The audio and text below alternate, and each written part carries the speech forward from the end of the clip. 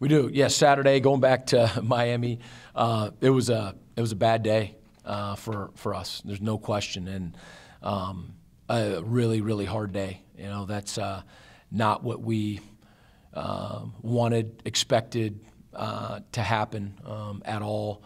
So it was hard. And the thing is, you know, with just a little perspective now is that it was a day. And it's not going to be a defining moment for sure in this program. And, you know, having won that game, it wasn't going to be you know, the end all either. And so having to look big picture coming off of that Saturday because it was tough. You know, my job is to have the team ready, and we weren't. And that's a hard one to swallow, you know. You know, it was reminiscent of the Akron game. Feel as though that we've been mentally and emotionally ready to go in all the other games, but those two, and that's too many. But we have moved forward, you know, to UMass, final home game in the Factory. 10 seniors, you know, be playing their last game here. UMass is a team that got us last year, and an incredibly talented quarterback and receiver when you look at the film from last year and what they did. I mean, they were, in our game, they were just awesome. And they had a tight end that was doing the same, and obviously an offensive line that allowed for that to happen. And then defensively, looking at them this year, just very, very active. And all good defenses have guys with high motors that don't stop and play hard. I mean, that's a fundamental to good defense, and you know, that is the first thing that comes off the screen with UMass. And so every week is such a huge, important game, and here we are staring another one in the face. And we're excited about the opportunity for a lot of reasons. We didn't feel as though we played at our best last year, and we certainly didn't last week. And so it's an opportunity for us to respond.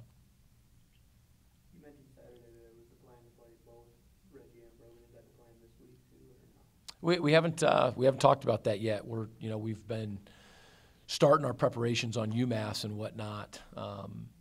Haven't heard back from the trainer yet today and whatnot, but I mean, it shouldn't be a health issue that we've heard of in any way, you know, with Reggie. So, you know, haven't made any decisions with the quarterback at this point.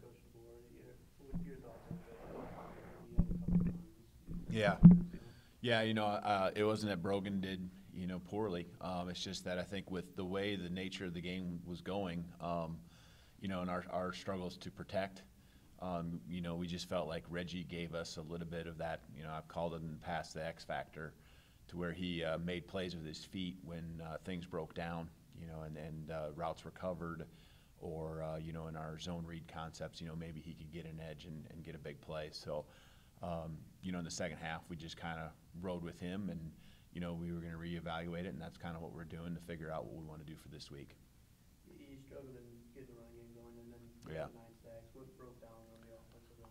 Yeah, I think it's just chemistry as much as anything. And, you know, the other part about the run game is it was hard because we were committing so many mental mistakes with false starts. Drives 1, 2, and 4. We all had a false start in each one of those drives. So now you're behind the chains. They already are doing a pretty good job of stopping the run. And, you know, the down to distances became predictable. 3rd and long 8 times. And so now you're throwing it. They're pinning their ears back, coming after you in obvious pass down situations. So we did nothing to help ourselves. Just even with our focus, it just wasn't there the way we need it to be. To overcome the chemistry that, you know, we needed, that we didn't have maybe as much of with some moving parts up front, the offensive line. But every position group made their mistakes. It wasn't just up front. Every position group was responsible for the sacks in different ways. And then what are you looking for in Massachusetts this week? Yeah, you know, I think what they did against Akron is probably very similar to what they're going to do against us, you know, and Akron struggled at times to move the ball consistently, struggled against their man-to-man, you know, defense, and you know, it's just seems to that you know, they did a pretty good job of just keeping them under wraps and letting them explode. But I think our guys will have a refocus. They'll refocus and you know, get some confidence back throughout the week with practice. Practicing really well has been a thing that's been consistent for us all year long, and that's what we focused on last night, and you know, we'll be ready to roll. And Coach McCaslin, talk about the overall defensive performance. Good to see that 21-0. You really settled in. You got a couple turnovers, so just your thoughts. Yeah, we got a couple turnovers, which is the first turnovers we had in some time. Important, and had a couple 3-and-outs. You know, responded to some adverse situations. You know, but to get to the point of 21, I mean, we've got to put our foot down and not, you know, not wait, not be patient, not try to let the game come to us. We got to be aggressive, and you know, I think there were opportunities to end each one of those drives or plays that led to the touchdowns, and so. You know, there was some good that came with it. Got to build on that and continue to grow. But we also know that ultimately, you know, we didn't get enough done to win that ball game. Massachusetts, more of a passing offense. Is there more of an emphasis on pass rush or pass coverage this week? You know, it'll be like the offense is doing. You know, we're in our first stages of preparing for it, and you know, ultimately, you know, you look at a team that has success throwing the football with the quarterback that they have, and a couple of the receivers that they have that are quality at that. But that you know that they're still going to look at us and say we're gonna try to run the football and see what success we can have doing that. So that's going to be the first chore is to put them in passing situations. And then, you know, if you watch the second half of the Akron game, they got to the quarterback a little bit more. You know, and so that's an element of, you know, you've got to have a balance of attacking the quarterback and then also playing coverage. And so we've seen both of those work, and then we've seen, you know, teams struggle in both those areas as well, you know, because they're talented offensively and they do some good things. Brad, on the defensive side of the ball, you've got some guys that will be playing their final home game, and they're guys, some of them have been impact players of the year. Just talk about the seniors that you have on defense. Yeah, you know, eBay. Great eBay is, you know, one of mine at my position in particular. He, you know, statistically has done a tremendous job racking up tackles and whatnot. I mean, truth be told, we want to take away some of those tackles from him, get off the field a little earlier so he doesn't have those opportunities. But nonetheless, you know, he's a guy that has, you know, has led, you know, within the team, you know, consistently since I've been here, you know, with helping the younger guys out, pulling guys aside. Consistently getting groups together to study offense and to study film and to study what we're trying to do. And, you know, he knows our defense really well. Has been a catalyst to making sure that we stay on track with doing things right and being assignment sound. So, you know, that part, you know, will be, you know, sorely missed, and somebody's going to have to fill some big shoes with that down the road, you know. One of the other guys, too, that stands out in a big way is Ray Tillman. You know, he's you know, when you're playing corner, you get noticed for the bad things. There's no question. But if you look at through the, you know, some of the unfortunately some of the bigger plays that have hit us as a defense, I mean, he has his effort to continue to play plays when some wouldn't has shown up. I mean, he's given us opportunities to continue to play in that series, you know, by a shoestring tackle and just all-out effort. So. You know, he's a guy that has quietly done a really good job with the things that we've asked him to do. Is, you know, adjusted to Coach Bullock's new coach in his world, and I think has developed in a big way. You know, and so I mean, ultimately, you know, to categorize all of us on defense in terms of you know, where we stand with our seniors and whatnot. I think that. You know, I think we're a group of guys that know that we are going to step forward when we're called upon, and you know, and be the guys that we can be within our role and understanding that, and I think that we've accomplished that in a big way.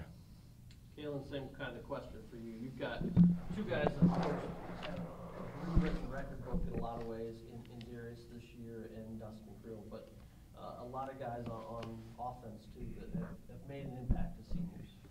Yeah, at wide receiver, you got Creel and Strange, and those guys have just been consistent all year long for us. You know, Chris, I thought really has raised. It's probably the biggest improvement, you know, that I've seen just in a couple of years here. I mean, one of the guys that you just can count on. I think really improved his blocking ability as well. Just, you know, a lot of guys focus on catching the football, but he's really improved his willingness to be a good blocker and his desire to get the job done out there. And Dustin, you know, has great hands and just, you know, understands openings and windows and how to get open. You know, he's just, like he said, I mean, he's got a lot of games under his belt and, you know, had to fight through an injury a couple of years ago. And you know, maybe that's been something that's tough for him. Just seems like, you know, week in and week out, he's still trying to work through that, you know, but just a competitor, you know, watching him go about his business week after week. And then, you know, D-Jack's had a great year, as we all know. And, you know, quiet leader, just, you know, leads by example, and excited about what he's done. And I know he puts the team first and cares about the team more than anything that he's accomplished individually. And hopefully he can continue to do this thing, because running the football for us has been where it starts, and we need to continue to do that. And then Miles, Darian Miles, you know, had a season-ending injury a couple weeks ago, and against Western Michigan, and so, you know, he's just a team player all around, and didn't, you know, never complained about playing time or anything like that. He just, you know, was an integral part of the team and the offensive line. I know that group especially respects everything he does day in and day out on the practice field. Yeah, the offensive line, I know it has to certainly know that you had all those guys go down in one game, and it's too bad that Darian had just was his second game of the year and just all of a sudden out that. So. Yep. Coach Creighton, it's certainly not the final time you get to have these guys. Of course, you've got a bye week and then another game after that. But a small senior class, but a senior class that had to go and weather through a lot in their career. What kind of what's going to stick in your mind about this group of 10 guys that stuck together? Yeah, I mean, you know, we met again, you know, last night. You know, we've met countless number of times going back to last December. You know, realizing that this is their you know, their last year of playing, and you know, they've put a lot into it. I've challenged them, you know, to really, you know, take the team, you know, by the back of the neck and to lead. And we've gone through a lot together. You know, when you go back all the way to the winter and you know, spring ball and Pikes Peak and the theme, and, you know, getting things going in camp and being in charge of the 10 different groups that we go through camp with, and getting to know everybody and setting the tone and whatnot. And they've battled hard. You know, we have guys like talking about Darian Miles and guys who, you know, aren't playing as much that have been team players. And I mean, that's just such a strong testament to their character and whatnot. And then we have, you know, our leading tackler and our leading, you know, ground rusher, and a guy who's kicking 55-yard field goals. And so they've definitely made an impact. And we want, you know, not only the last two games, but specifically this one, because that's the one that's in front of us right now, to be special for those guys, you know, and you know, for our team to honor them by playing, you know, their hearts out to make this last one special. We know the wins haven't been there this year, but you've got 4 guys that are number 1 in a lot of categories, in Darius, Austin Barnes, eBay, and now Dylan. That has to make you feel good that those guys, those 4 collectively, along with everybody else, has had a really solid season in their own aspects. Yeah, there's a lot of different ways, you know, of looking at success and lack thereof, and you know, you do some of that as the season goes. I honestly, though, I mainly, you know, you're just focusing on the next week, and then, you know, that's what banquets are for, and we certainly want to celebrate, you know, individual accomplishments within the context of the team. And there have been bright spots. I mean, Saturday was not one, you know, and so it's, you know, it was a hard, you know, bad day. But nonetheless, I mean, Dylan Mulder kicked a 55-yard field goal, and maybe not equally impressive, but, you know, into a slight breeze, his first one, you know, we were considering whether he could do it or not, you know, just with the breeze, even though it was shorter, and he nailed it. So there are bright spots, and you know, our guys, this is not the record that they wanted and anticipated or anything like that. And, you know, it's just so important for all of us that, you know, that we finish strong as a team. And, you know, the banquet's one of those times where, you know, we recognize, you know, team for accomplishments, but then also individuals. And certainly there are many guys who've had, you know, much to celebrate. You're playing a UMass team that's kind of in the same boat as you. One win on the year. They haven't had the taste of victory. Does that make it harder to play against two teams that are equally as hungry than saying a team that would be middle of the pack or higher in the MAC stands, just because you're trying to get that feeling and taste of success back? Well, we weren't hungry on Saturday, you know. You know, truth be told. So, you know, I can't. I have no idea where UMass is. I would fully expect for them to be on fire. You know, we're trying to make sure that we are on fire. You know, to go after this one.